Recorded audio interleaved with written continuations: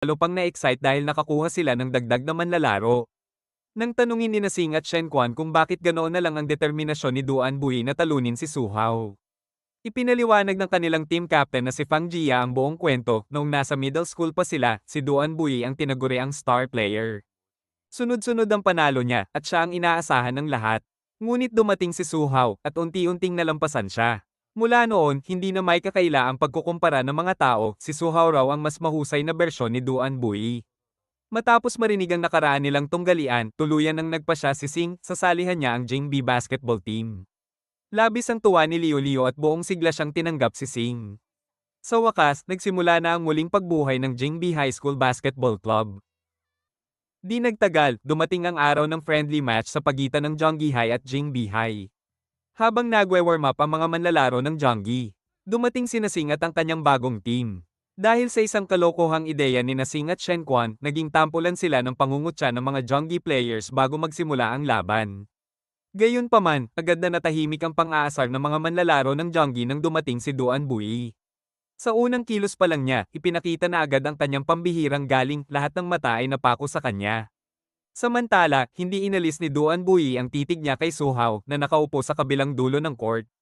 Habang naghahanda ang mga manlalaro, inilabas ni Liu Liu ang kanyang kamera para i-livestream ang laban. Tinawag na ng referee ang magkabilang koponan para pumila. Laking gulat ni Liu Liu nang makita niyang hindi maglalaro si Su Hao. Isa sa mga Zhongyi High players, si Shu, ang naghambog na kaya nilang talunin ang Jingbi kahit wala ang kanilang mga pangunahing manlalaro. Nagposisyon sina Duan Bui at Shu sa unahan.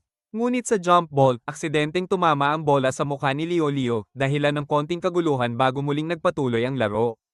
Nakuha ng Zhongyi High ang bola at hirap na hirap ang Jingbi na maaga ito. Sa huli, naka-score ng unang puntos ang Zhongyi.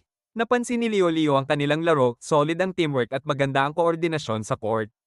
Kahit dehado ng isang puntos, nanatiling kalmado si Shen Quan. Ipinasa niya ang bola kay Sing pero nasalo agad ni Duan Bui. Agad niyang dinala ang bola sa loob ng Zhongyi territory at hinarap si Shu. Nang tumalon siya, naramdaman ni Shu ang lakas ng presensya niya, hindi niya nagawang eye-block. Pumasok ang bola at nakapantay ang Jingbi. Pinuri ni Sing ang galing ni Duan Bui at nag-alok pa ng coin toss bilang pampalakas ng loob pero tumanggi ito at nag-focus na lang sa pag-atake. Nagpatuloy ang laro. Hawak ni Duan Bui ang bola at piniling mag-solo sa halip na magpasa sa kabila ng sigaw ni Shen Quan na makipag-cooperate. Sa kabila ng depensa, nakalusot pa rin siya at nakapuntos. Muli siyang naka-score sa sumunod na possession ngunit nagsimula ng mainis sina Sing at Shen Quan sa kanyang pagiging makasarili. Samantala, mula sa bench, napansin ng mga pangunahing manlalaro ng Zhongyi High ang estilo ni Duan Bui.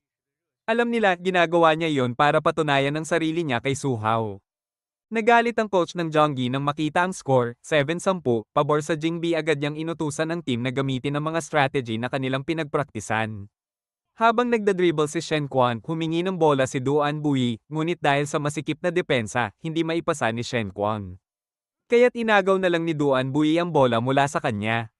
Sa pagkakataong ito, sumable ang tira ni Duan Bui at napunta ang rebound sa Zhongyi High. Mabilis silang naglunsad ng counter-attack at naka-score. Nakita ito ni Liu Liu at sumigaw mula sa gilid, hinihikayat ang Jing players na magtulungan. Sa muling pagpasok ng bola, nagsimulang bumawi ang Jing. Muling nakalusot si Sing sa depensa at maayos na naka-score. Sunod-sunod na nagpakita ng matibay na teamwork sina Sing, Shen Quan, Yu Mo, at Fang Jia. Isa pang puntos ang nakuha nila, dahilan para mapilitang habulin ng Zhongyi High ang laro. Sa huling minuto ng first half, umatake si Sing papunta sa depensa ng kalaban. Tinangka siyang eye-block ni Shu. Ngunit mabilis niyang ipinasa kay Duan Bui na nasa likuran niya. At sa isang smooth na tira, nakapuntos muli si Duan Bui. Natapos ang unang half sa score na 31-30 lamang ang Jingbi High School laban sa powerhouse ng Zhongyi. Samantala, sa Jingbi High School, nag-uusap-usap ang mga estudyante sa classroom tungkol sa laban. Hindi sila makapaniwala, ang koponan nila ay lamang sa first half laban sa Zhongyi. Sa pinakadulo ng silid, nakaupo si Yumo. Tahimik lang siya, pero narinig niya ang usapan. Napangiti siya ng bahagya, tila ba may iniisip. Pagbalik sa court, nagsimula ang second half. Bumalik sa laban sina Sing at ang kanyang mga kakampi. Sa pagkakataong ito, tumayo na si Su Hao para maglaro. Agad nagtagpo ang mga mata ni Duan Bui at Su Hao, isang matinding banggaan na hindi na maiiwasan. Sa unang poses sayon pa lang, naglaban sila ng katawan. Tumalon si Duan Bui para i-shoot ang bola pero mabilis siyang hineronggan ni Su Hao. Nakuha ni Su Hao ang bola at kumari pa ng fast break. Hinabol siya ni Duan Bui, puno ng galit at determinasyong ibalik ang lahat ng pang-iinsultong natanggap niya noon. Tumalon din siya para pigilan si Su Hao, ngunit hindi sapat ang talon niya, malinis na pumasok ang tira ni Su Hao. Doon nagsimula ang duelo ng dalawang karibal. Paulit-ulit na tinatangkang pigilan ni Duan Bui si Su Hao. Ngunit parang walang kapantay ang lakas ng kalaban. Dahan-dahan, lumayo ang score, 4-5-31, pabor sa Zhongyi High. Sa gilid ng court, nanonood si Liu Liu, halos mawala ng pag-asa. Nakikita niyang kahit si Duan Bui ay unti-unting nauubos. Sa gitna ng laban, tumalon ulit si Duan Bui para harangan si Su Hao pero natigilan siya dahil biglang bumalik ang mga boses sa isip niya. Mga panlalait noong nakaraan, hambog. Natalo lang ng isang junior. Hindi ka karapat-dapat, nayanig ang loob niya. Ang dating sigaw ng paghanga, biglang napalitan ng pangungutya. Nawalan siya ng balanse. At sa malamig na tinig, binulong ni Su Hao, harapin mo na ang katotohanan ng kakayahan mo. Tuluyan ng bumagsak ang moral ng Jingbi ang score. 36-51, lumalayo na ang Zhongyi. Sa bench, hingal at pagod ang mga manlalaro ng Jingbi at si Duan Bui, hawak ang ulo, tila gusto ng sumuko. Ngunit biglang lumapit si Liu Liu at binuhusan siya ng malamig na tubig sa ulo. Hanggang dito na lang ba? Ganyan ba katibay ang laban mo kay Su Hao? Sigaw niya. Nagulat si Duan Bui, hindi alam kung magagalit o mapapahiya. Mahina niyang sambit, talo na ako. Pero agad siyang sinagot ni Sing, hindi ka pa natatalo. Kung sisuko ka, ibig sabihin talo tayong lahat. Sumabat si Shen Quan. Ang tunay na diwa ng basketball ay hindi solo. Teamwork ito. Pinakiramdaman ni Duan Bui ang mga salita. Dahan-dahan, bumalik ang apoy sa kanyang mga mata. Ang dating bigat ay unti-unting natanggal. Pagbalik nila sa court, sinimulang bantayan ni Duan Bui si Su Hao ng mas malapit. Hindi siya natakot kahit mas malakas ang kalaban. Nang akmang ipapasa ni Su Hao ang bola, biglang umatake si Sing at nasalo ito. Mabilis niyang ipinasa kay Shen Quan na nagbigay kay Fang Jia, at boom! Naka-score ang Jingbi. Muling sumigaw ang crowd, bumabalik ang kumpiyansa ng Jingbi. Kalaunan, muling nakuha ng Jingbi High School ang kontrol ng bola at mas gumanda ang laro nila kumpara kanina. Kahit nakakasingit pa rin ng puntos ang Zhongyi High School, tuloy-tuloy ang sigaw ni Sing ng encouragement. Pinapaalala sa lahat na manatiling focused. Dahan-dahan silang nakahabol at muling nakapuntos. Mula sa sidelines, masayang pinanood ni Liu Liu ang kahangahangang teamwork ng Jingbi High School. Sa huli, tumunog ang final whistle, panalo ang Jiangxi sa score na 70-53. Habang nakaupo sa bench, napangiti si Han nang makita ang galing at pagbabago ng team. Halatang pagod ang mga manlalaro, at si Chen Quan ay nakahandusay, ramdam ang pagkatalo ng 17 puntos. Pero para kay Liu Liu, nakaka-inspire pa rin ang ipinakita nilang performance. Lumapit si Han kay Sing at ibinunyag na hindi talaga na-expel si Chun Fang, nag-transfer lang siya ng school. Tinanong naman ni Sing ang susunod nilang laban at sagot ni Han sa National High School League. Kinahapunan, nagkita sina Sing at Yuno sa paborito nilang court. Naiinis si Sing sa pagkatalo, kumbinsido siyang kaya sana nilang manalo kung mas mahaba pa ang oras. Nagulat siya nang malamang napanood ni Yuno ang broadcast ni Liu Liu. Ipinilit ni Sing na siguradong mananalo sila kung nandoroon si Yuno. Pero malamig ang tugon ni Yuno, hindi raw niya gaanong pinapansin ang laban dahil hindi naman iyon ang main team ng Zhongyi High. Sabi pa niya, kahit sa National League, wala raw pag-asa ang Jingbi High na makaharap ang Zhongyi High. Tinawag pa niyang knave si Sing at sinabihan na mas mabuting mag-isip muna ng paraan para makapasok sa league. Pagkaalis ni Yuno, nagpaiwan si Sing sa court, tuloy lang sa pag-practice habang nag-iisip ng strategy. Determinado siyang pamunuan ng Jingbi High para sa araw na makaharap nila ang Zhongyi High sa National League. Sa pag-uwi, dumaan siya sa isang cafe. Napansin niya ang banner ng mga pagkain at agad lumapit sa cashier para order ng soy milk at steamed buns. Sa kasamaang palad, wala raw nito. Medyo nalito si Sing, kaya dumplings na lang ang kinuha niya. Habang umo-order, sinabi niyang bagong solte siya mula Shanghai papuntang Beijing. Iminungkahi ng may-ari ng kafe na subukan ng local specialty na Beijing fried liver. Na-curious si Sing at pumayag, pero pagdating ng pagkain, halos hindi niya makain, hindi talaga pasok sa panlasa niya. Makalipas ang ilang sandali, may sumabay kay Sing sa kafe, isang batang nagngangalang Piso. Order din siya ng halos parehas na pagkain at agad na sinimulan ng paglamon. Sabay sabi kay Sing na tikman lang ng dahan-dahan. Nagulat si Sing nang malaman na kilala siya ni Piso. Pinaliwanag ni Piso na ipinakita raw ng kuya niya ang video ng laro ni Sing dati. Doon na-realize ni Sing na kababatang kapatid pala ni Yuno si Piso. Biglang na-excite si Sing at tinanong kung ano ang sinabi ni Yuno tungkol sa laro niya. Nang makahingi si Piso ng ice cream, pumayag si Sing pero inulit niya ulit ang tanong. Sa halip na sumagot, inunahan siya ni Piso ng pagpapakilala at pilit tinatapos ang ice cream para makatakas. Pero mabilis na hinawakan ni Sing ang buhok niya para pigilan. Nagprotesta si Piso at sinabing bitawan siya pero ayaw pumayag si Sing hanggat wala siyang sagot. Imbes na magalit, nagbanta si Piso na isusumbong siya kay Yuno. Hindi natinag si Sing at hinamon pa na dalhin mismo si Yuno. Biglang itinuro ni Piso, nandoon nga si Yuno kasama pa ang kanilang ina. Naramdaman ni Piso ang tensyon kaya mabilis niyang itinulak si Sing para magtago sa likod ng puno. Sa kabilang banda, lumabas si Yuno mula sa bahay para hanapin ang nakatago niyang bola. Nahuli siya ng nanay niya na dala-dala iyon at nadismaya dahil nagsisinungaling siya tungkol sa paglalaro, dapat kasi nasa piano lesson siya. Sa kanilang paglalakad, nadaanan nila ang ilang lalaki na naglalaro ng basketball. Sumigaw si Piso, iniimbitahan ng kuya niya na sumali bago ang lesson. Nagulat si Yuno nang makita si Sing kasama ni Piso. Ipinakita pa ni Sing ang bola pero tinanggihan siya ni Yuno at naglakad palayo. Hinabol ni Piso si Yuno at nangako pa na ililibre siya ng soap kung maglalaro.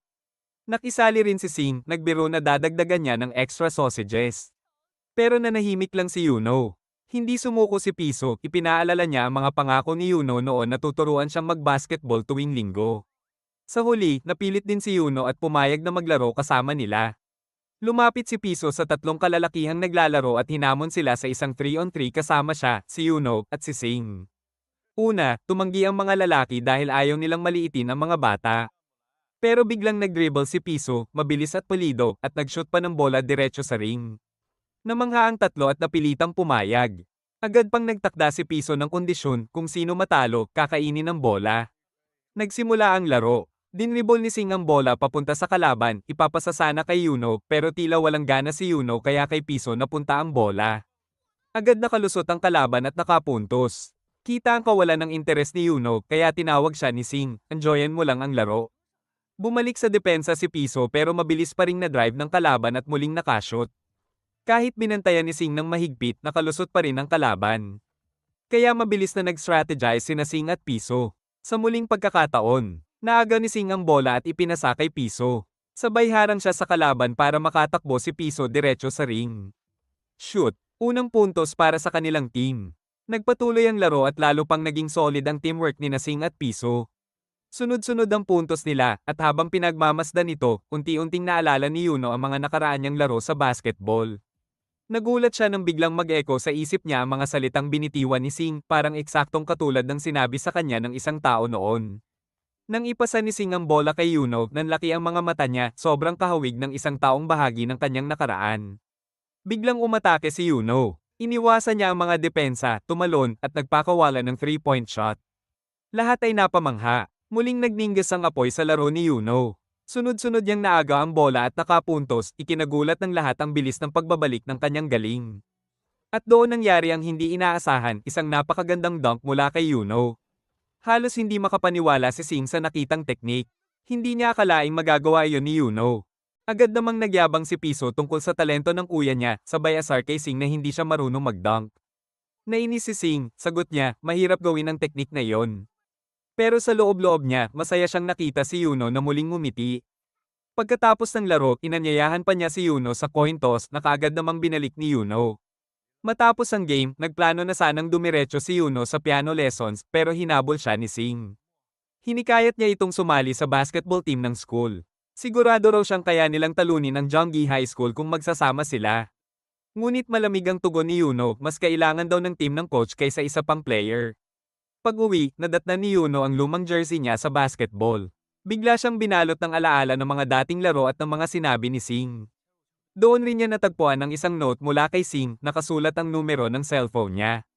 Kinabukasan, nag-announce si Leo ng team meeting sa math club room, ipapakilala raw niya ang bagong coach ng basketball team. Excited ang lahat, pero matapos maghintay, lumitaw lang ay ang math teacher nilang si Guda. Nagulat at nagduda ang buong team paano sila tuturuan ng math teacher tungkol sa basketball. Kaya't palihim silang nagtakas papuntang cafeteria. Naiinis si Sing kay Leo, pakiramdam niya niloloko lang sila lalo na't magsisimula na ang division qualifier sa susunod na buwan. Natarante sina Chen Quan at Duan Baiti nang makita si Leo Leo na nakasunod pala sa kanila. Nang mapansin ito ni Sing, agad siyang sinermonan ni Leo Leo at pinabalik sa klase para makinig sa paliwanag ni Guda. Nag-aalala si Chen Quan kapag nalaman ng ibang schools na math teacher lang ang coach nila, tiyak daw na pagtatawanan sila. Pero pinaalalahanan sila ni Leo Leo na matutong magpasalamat sa kahit sinong handang tumulong.